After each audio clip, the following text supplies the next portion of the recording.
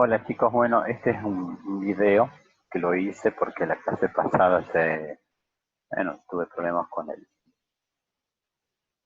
internet y se cortó y bueno, ahora vamos a tratar de reparar ese inconveniente que hubo. Todavía no me arreglaron el internet, se corta, pero bueno, voy a intentar de nuevo hacer el video.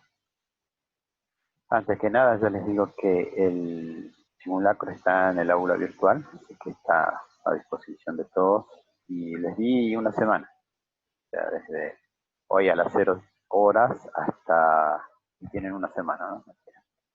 Bueno, eh, en el video anterior que se había cortado, se les había dicho que hoy íbamos a ver la parte de procesamiento de esta figura que vimos al principio de año. La composición va a ser parte del diagrama de fases, la unidad que viene ahora, después de esto, de que termine esto. Y las propiedades, bueno, la parte del práctico se habló de propiedades, ¿no? Con los ensayos mecánicos se sacan las propiedades. Y la microestructura tiene mucha mayor importancia en lo que es tratamiento térmico. Así que yo me había hecho un diagrama para que esta clase tuviera cierta cronología. Digamos, habíamos empezado con estructura atómica, estructura cristalina, imperfecciones, que esto era lo fundamental. Por otro lado, solidificación, difusión, y con esto veníamos a los procesos de deformación plástica.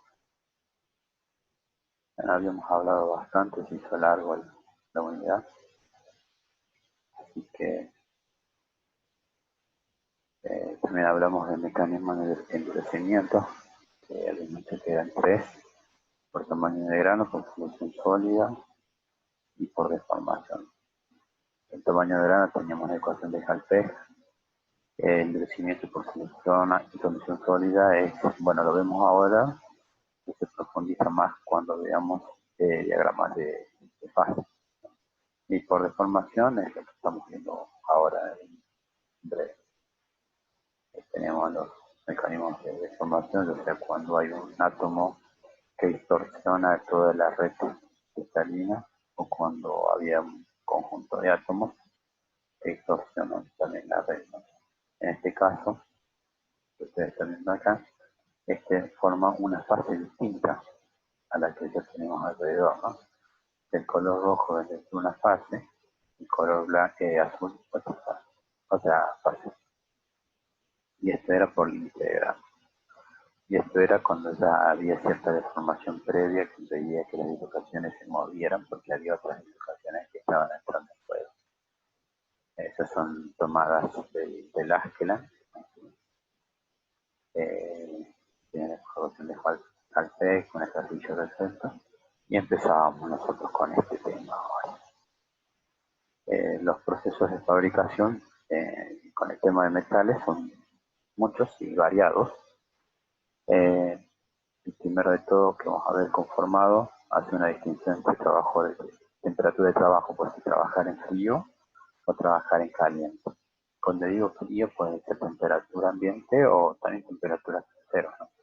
Y temperatura de trabajo en caliente cuando la temperatura se encuentra por arriba de la mitad de la temperatura de fusión del metal que queramos trabajar. Y después también teníamos tipo de material que era en láminas y en bloques. Eh, Después tenemos la parte de fundición. Antes que nada, yo quería decirles que el conformado, todo esto, forma parte de esta unidad y tiene que ver con las dislocaciones y la deformación que se le hace al metal, ¿no? Cómo se endurece cuando se deforma. En cuanto a fundiciones, tiene que ver con la unidad de solidificación que vimos, creo que en la 3. Y dentro de esta, lo que es la fundición, hay dos grandes divisiones que se dan, lo que es el molde de arena, que son los desechables, y moldes metálicos, que son moldes que se usan más de una vez, hasta que el molde pierde sus dimensiones, sus tolerancias, y bueno, se volverá a rectificar, mecanizar o en definitiva desechar. Y después tenemos uno de los procesos de arranque de viruta, que es un proceso que se ve mucho en tercer año, una materia de estudio de tiempos y de metros. Entonces, lo que es arranque y viruta tiene que ver con las máquinas pesadoras, los tornos, las pesadoras, eh, generalmente a veces cuando una pieza es muy compleja y muy difícil de fabricar, a veces para que el arranque de viruta, y si el diseño lo permite, primero se funde, después se les lleva las medidas finales, ¿no? Después tenemos otro proceso que es el de soldadura. Este de soldadura está muy ligado también con los procesos de conformado porque ustedes hacen unas piezas, unas chapas, y estas chapas son parte de un conjunto mayor y que utilizan para unir esas dos piezas para conformar un conjunto mayor. Y algunas veces se hace soldadura, ¿no? Soldadura química, que es la TIC, la MIC, la MAC, y otras son soldaduras, digamos, eléctricas por arco, por resistencia, por láser. Y después finalmente tenemos lo que es metalurgia de polvo, que habíamos visto también nosotros algo, que esto viene, digamos, la base de este proceso de hacer la difusión, ¿no? Cuando no se pueden soldar, no se pueden obtener materiales grandes, no se pueden mecanizar porque justamente son duros. Entonces hacemos metalurgia de polvo, ¿no? Bueno, esos serían todos los procesos, digamos, de fabricación de metales, ¿no? Pueden haber algún otro proceso muy específico que es capaz de extraer la materia. Yo había sacado este cuadro y les había comentado que para lo que es conformado siempre se utilizaban cinta en frío o placas de acero, o más comúnmente llamadas chapas. Lo que es arranque de virutas, se tenían estas que eran planchones, palanquillas, tochos. ¿Sí? Este de palanquilla es muy español, porque lo saqué de un libro que está traducido al español. Acá nosotros le llamamos barras. Si son redondas, les llamamos barras redondas. Si tienen alguna particular, barra laminada en determinada cuadrada rectangulares. Y los tochos cuando se laminan se tienen piezas mucho más grandes de forma estructural como esta viga con forma de I, ¿no? O esto de los rieles. Entonces, esto es lo que ustedes están viendo cuando uno obtiene una pieza en cualquier automotriz, desde que se funde hasta que llega a convertirse, tiene muchísimos procesos intermedios que es lo que se ve, digamos, un poco en la materia. Y después, estas piecitas que ustedes, ya sea con esto de las chapas, ustedes las pueden soldar, o piezas más grandes, y también lo que son tubos, ¿no? O sea, los tubos se doblan y también se pueden soldar. Cuando hay un cambio de diámetro en el tubo, a veces se sueldan o a veces se usan terminales que se llaman, que son unas vigas, bridas, digo, no vigas, bridas, que se utilizan para unir los tubos. Bueno, en lo que es proceso de conformado, yo en un momento les había mencionado que hay unas operaciones de formado o preformado y en la que son las superficiales, digamos, y las operaciones de deformación volumétrica o a granel, como le dicen en los españoles, ¿no? Hacemos estas de deformación volumétrica, tenemos tres laminados forjados. Laminados son todas estas cosas que ustedes ven acá, este tren de laminados, esto de acá, esto de acá, esto de acá. Eso se lamina, se hace como si fuese una masa. Después tenemos forjados que van a ver que es un golpe que se lo da generalmente en caliente, casi nunca en frío. Y explosión que se hace pasar en determinado espesor o diámetro a uno menos. Y las operaciones de formado o preformado pueden ser de doblado, entonces son chapas, doblado, corte. Todo hay una página que les recomiendo que está acá abajo. No hago clic porque me quiero salir de acá, pero de donde lo saqué, digamos, de donde creo que da un buen material didáctico, ¿no? Entonces, en procesos de conformado de metales, un conjunto de procesos, muchos procesos en los que el material se deforma plásticamente para tomar la forma de la geometría de la matriz. Entonces, la matriz es la forma que nosotros queremos obtener, ¿no? Las herramientas utilizadas para esta deformación se denominan troquel, punzón, etc., según el tipo de proceso. que es una deformación plástica, son necesarias tensiones más allá del límite elástico del material de la pieza. Categorías tienen conformados metales a granel o volumétricos, y el conformado chapa. Estos procesos a granel o volumétricos, el principal que tiene es el laminado, que cuando se obtiene después de la fundición, el tocho enorme grande, y se les lleva a una dimensión fija, digamos, ¿no? Hay que recordar que siempre tenemos una recuperación elástica. La distancia entre este rodillo y este rodillo eh, no es igual a esta de acá, ¿sabes?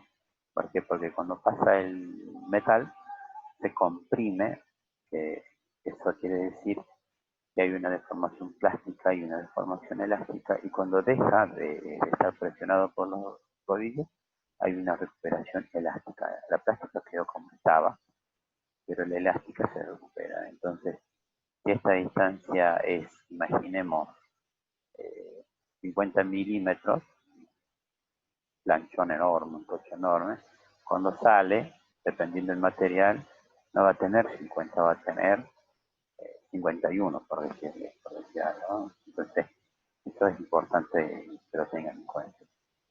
Y el forjado también, ¿no? Todos van a tener cierta recuperación elástica, que bueno, es parte del material. Y esto de lo que es extrusión, también se puede empujar o se puede estirar. Esto de que se estira, por ejemplo, lo que son desfilados, lo que son alambres, también sucede lo mismo con esto. Esta distancia, imagino que son 3 milímetros, esta distancia entre estos dos lados son las cosas acá. Cuando se recupere el material, no va a tener 3 milímetros, sino va a tener 3,05, por decirlo de modo.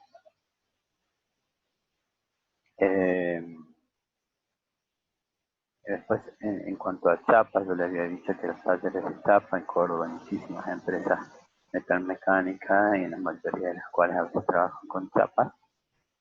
Los talleres suelen ser bastante ruidosos, y justamente porque muchas cosas implican movimiento de motores, de máquinas, de compresores, de sierras. Las sierras, no se imaginan el ruido que hace.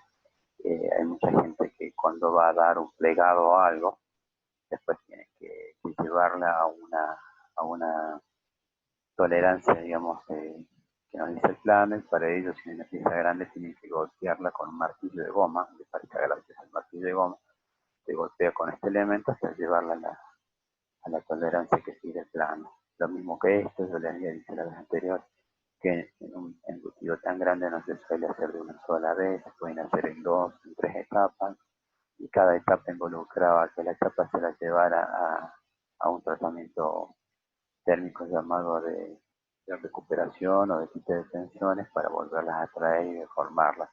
Porque una deformación tan grande provocaría que las dislocaciones llegasen a tanto que no permitiría deformarse y después finalmente se rompe. Previo a eso, se le hace ese quite de tensión, ¿no?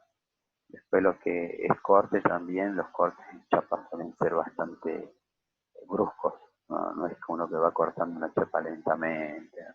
Sino suelen ser golpes secos y nos corta la chapa, ¿no? Obviamente después los hilos se tienen que rebabar, ¿no?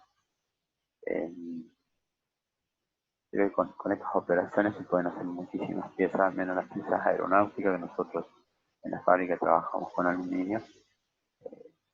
Se utilizan, obviamente que las máquinas son totalmente distintas, ¿no? Por ejemplo, esta es la de conformado. Hay una máquina que se llama Verso, que es el nombre de la marca, y que el punzón es un molde en la parte de abajo, y el de arriba es un contramolde, y que se presiona con una vejiga, que la llaman, que es como una bolsa de agua caliente para dormir. Se infla esa bolsa en un aceite especial, y esto provoca la uniformidad de la presión, ¿no? O sea, hay muchísimas máquinas. Y esta de las plegadoras también, dependiendo del molde, si la pones también en esta máquina, y se pueden hacer varias piecitas, digamos, a la vez, porque la pieza es muy grande. Y esto del corte, a veces acá está expresado, digamos, con una guillotina, pero a veces también el corte se hace por láser, también se hace por chorro de agua. Este, eh, pueden cortar, aunque no es lo que ustedes están viendo, pero se puede cortar, digamos. Bueno, después algunas definiciones, entonces acá del Askeland. Y acá lo que les quería es relacionar, digamos, cómo se relaciona el endurecimiento, digamos, del material eh, con la deformación plástica. La línea roja acá marca un diagrama de tensión y deformación, o sea, el esfuerzo y deformación. Y si nosotros agarramos una pieza y la deformamos, y llegamos a este nivel de deformación permanente, después soltamos la pieza y esta pieza va a tener todo este pedazo de acá que estoy marcando con el cursor como una recuperación elástica y desde cero hasta este punto es la deformación plástica. Ahora esa misma pieza la volvemos a doblar o aplicar un esfuerzo más allá de su límite de fluencia, llega a este punto, en este punto soltamos una fuerza aplicada, tiene esta recuperación elástica y esta deformación plástica, ¿no? Y así continuamos y llegamos hasta que el material ha crecido, porque ustedes se dan cuenta, este punto acá, el de Strange y el de Fluence llega ahí, eh, que este de acá, el nuevo, el nuevo límite de Fluence está un poco más arriba, ¿no? Y cada vez sube hasta que el metal se hace totalmente frágil porque está saturado de ocasiones. Propiedades en función del trabajo en sí, ¿no? ¿Cuáles son las propiedades que, que se obtienen acá? Dice, al controlar la deformación se controla el endurecimiento por deformación.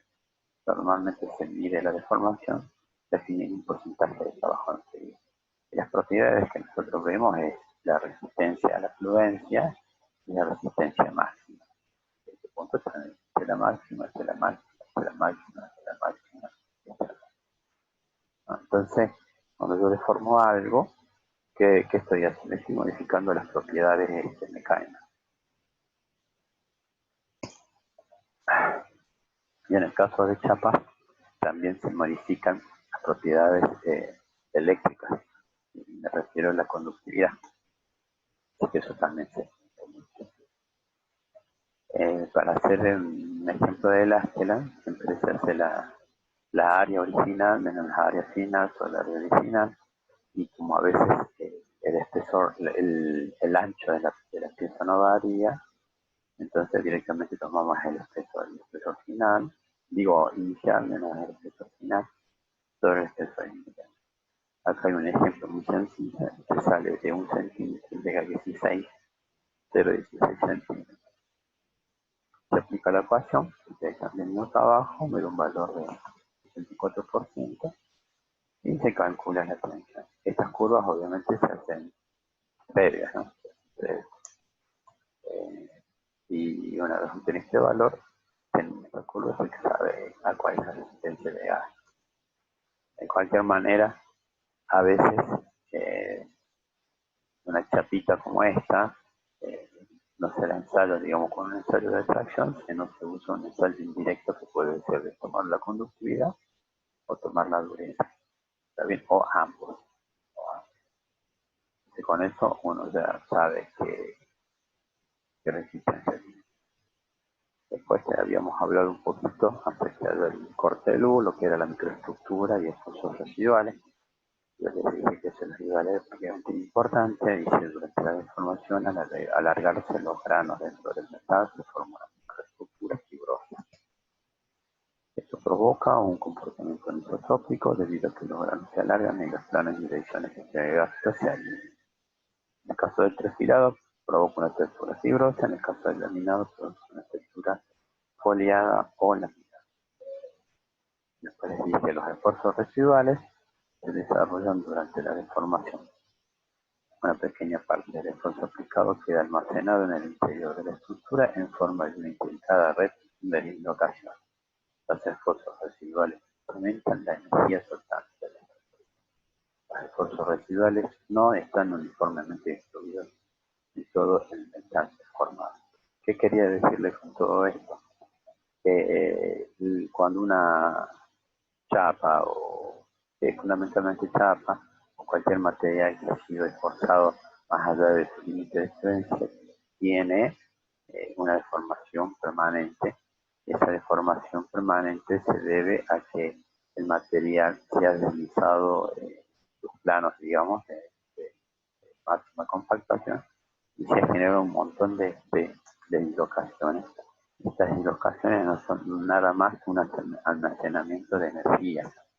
Entonces, ese almacenamiento de energía a mí me va a permitir más adelante, a medida que viene, cuando haga tratamiento térmico.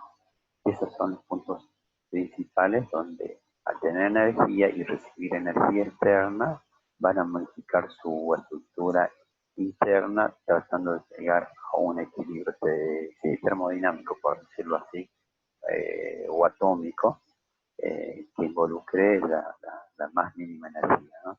Al estar con la más mínima energía, el material puede volver a deformarse hasta un punto en que ya no resista más, porque las acumulaciones de las hidrataciones llegó a su punto máximo, y entonces volver a hacer de nuevo el proceso este, ¿no?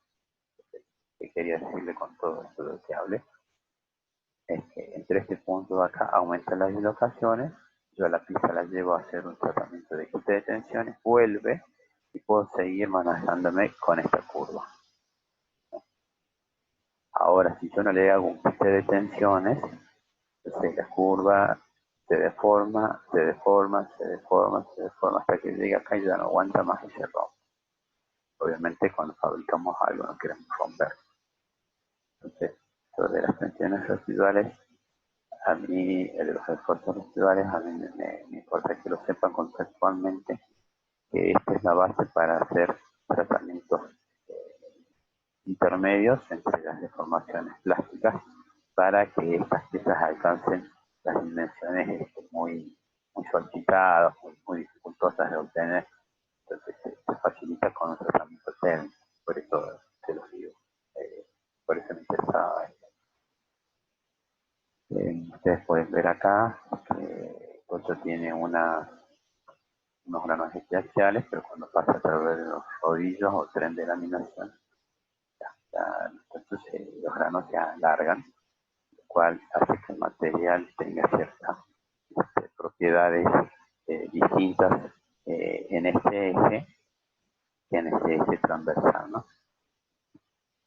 Entonces el material, también acá es isotrópico, acá es anisotrópico. Acá en cualquier dirección las propiedades de un material van a ser iguales y acá no, las propiedades van a estar en función de la orientación de los granos.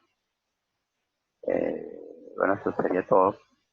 Después les dije acerca del recocido, un tratamiento térmico, que lo vamos a ver en la unidad que se va a ver después de las vacaciones. Y como ahí se van a ver todos los ensayos, todos los tratamientos térmicos, bueno, de paso vemos para no estar volviendo de nuevo con las unidades, para ver. Y después vamos a empezar a ver, más o menos vimos algo de lo que es conformado, que es el poquito que vimos, que son el doblado, cómo se dobla, el corte.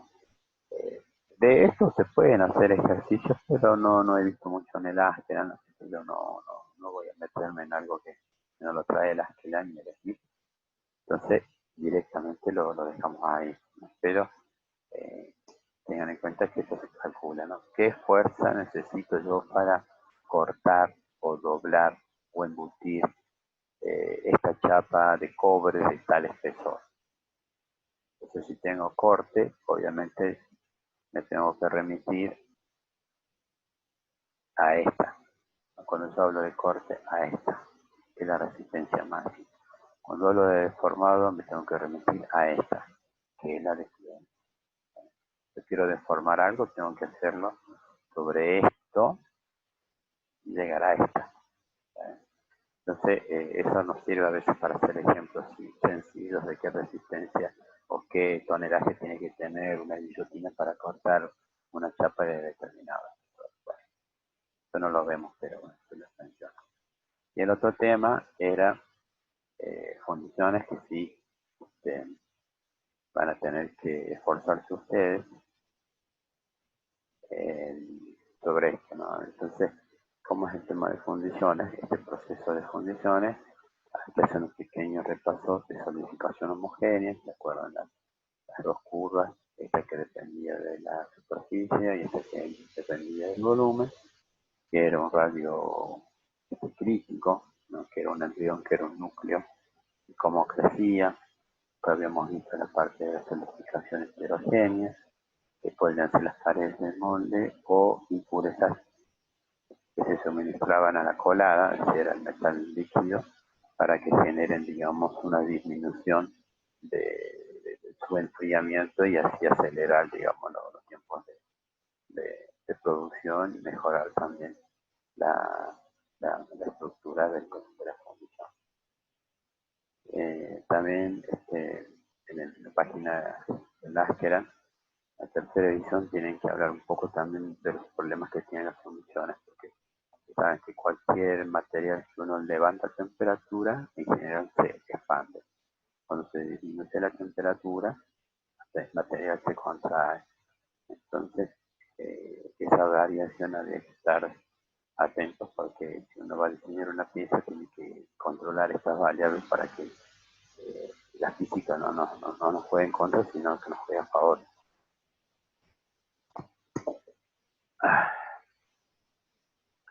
Habíamos hablado de cómo eran los granos de enfriamiento rápido, que eran estos los primeros, cómo se forman los núcleos, los granos de enfriamiento rápido, y después los granos columnares, y que finalmente llegaban a los granos eclesiales. Obviamente que mientras se va solidificando, este que estaba acá todavía está líquido, cuando se empieza a contraer aún más de lo que están estos, puede provocar pequeñas fisuras y estas tensiones, ¿no?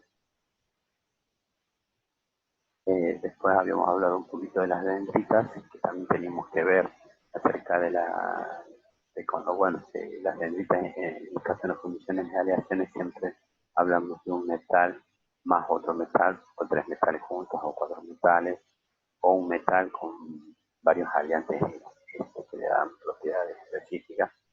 Pero cuando se formaba la dendrita, ya vamos a ver y estudiar más el análisis ahora en diagrama de fases, pero yo les adelanto que esto de acá, esta dendrita, generalmente el núcleo es del metal con más alto punto de fusión. Mira que disminuye la temperatura, el punto más alto de fusión es el que primero solidifica y se genera tanto y se dificulta tanto el ingreso del líquido en algunas olas que se producen poros, ¿no? Que es lo que estamos viendo ahora.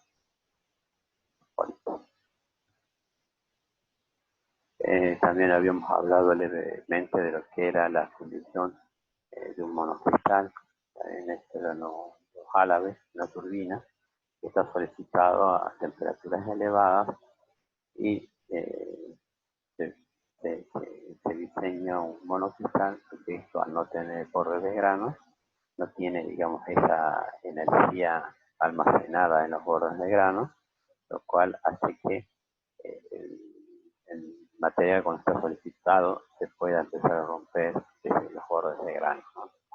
En cambio, en este caso, como no tiene borde de grano, es mucho más alta la tensión. O sea, esto de acá soporta más tensión y calor a la... Y bueno, eso es, digamos, un pequeño repaso de lo que habíamos visto nosotros en otras unidades y entramos a lo que son realmente procesos de fundición. Hay un libro que no me acuerdo el nombre ahora, pero la mayoría de los libros hablan lo mismo, no hacen una división entre lo que son moldes desechables y moldes permanentes. Y después los monocristales es un tratamiento muy de laboratorio, muy de planta chica, digamos. Y entre estos dos, moldes desechables y moldes permanentes, hay unos moldes que pueden ser compuestos, que pueden tener una parte desechable y otra parte permanente. Este desechable puede tener cierta orientación y decirle así, tolerancia, eh, que bueno, se pueden mezclar y desechar, y estos permanentes se quedan mientras estos se van desechando. Es una mezcla de los dos, digamos. Yo acá, a esto mismo de acá, se los puse también en inglés, porque tienen las preguntas de simulacros están más de acá, se copian esta dirección y pueden buscar este molde permanente, molde desechable, molde compuesto, crecimiento simple, condiciones. Si quieren investigar, tienen estas condiciones de arena, esto yo se los dejo, a ver si tiene lo que es condiciones de arena, lo que les pido es que copien la dirección, copiar aquí, se vienen acá, a ver, ¿cómo digo esto? Al Google, estoy tratando de ponerlo en el Google,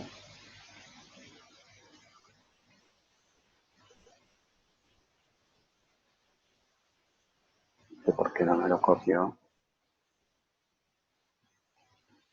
bueno, a veces a mí lo tiempo en contra, sería,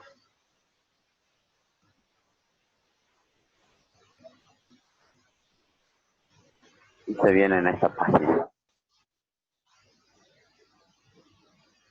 Bueno, ahí yo les dejo el link para que ustedes saquen la info, no es un video largo, 10 minutos, y con eso van a poder resolver algunas preguntas, digamos, de, de la guía, ¿no?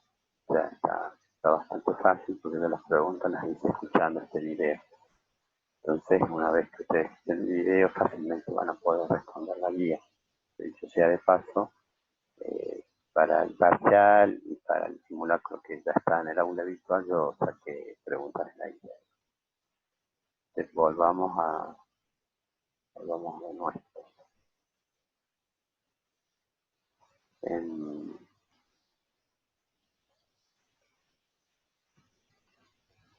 lo que es en fundición de moldes permanentes, ¿por qué les doy estos dos de fundiciones de chapa y fundiciones?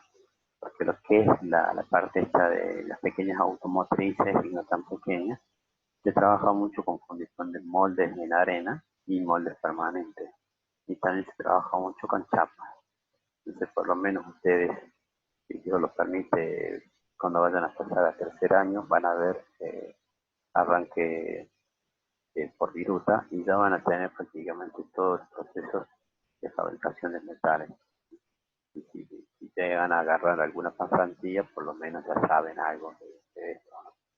Entonces, por ejemplo, que es fundición en molde permanente, acá en Córdoba tenemos de fundiciones que aplican 100, 200 toneladas para fundir ya sea aluminio o incluso cobre, que el cobre es mucho más dificultoso y corrosivo, y también en condiciones de hierro, ¿no? Con un poquito de algunos aliantes se obtienen algunas piezas bastante interesantes. Y esto es lo que se ve, lo mismo acá, es muy básico lo que se ve en este video de YouTube, pero les va a alcanzar. Por ejemplo, lo que son los pistones, cómo se van fabricando, tienen un tipo de aleación especial y francamente sería casi todo, ¿no? Para ver. Les recomiendo que vean un videito, son tres en total, que habla de todos los procesos, digamos, de fundición este que es el de arena y este que es el de molde permanente. Después tienen otros procesos de fundición que no lo vamos a ver, el centrífugo y eso de agua también. Cuando veamos, digamos, este cerámico, vamos a volver a hablar un poco de fundición, pero que se hace fundición en cera, ¿no? Esto ya lo vamos a estar para más adelante.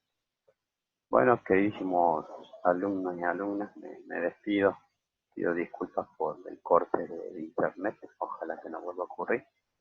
Y nos estaremos viendo, no sé cuándo, pero bueno, el martes que viene, que es mañana, y el jueves que viene, pasado mañana, vendría a ser, si es que no ocurre nada raro con el internet. Así que muchas gracias por escuchar y respondan la guía y hagan el simulacro que eso les va a ayudar a aquellos que estén interesados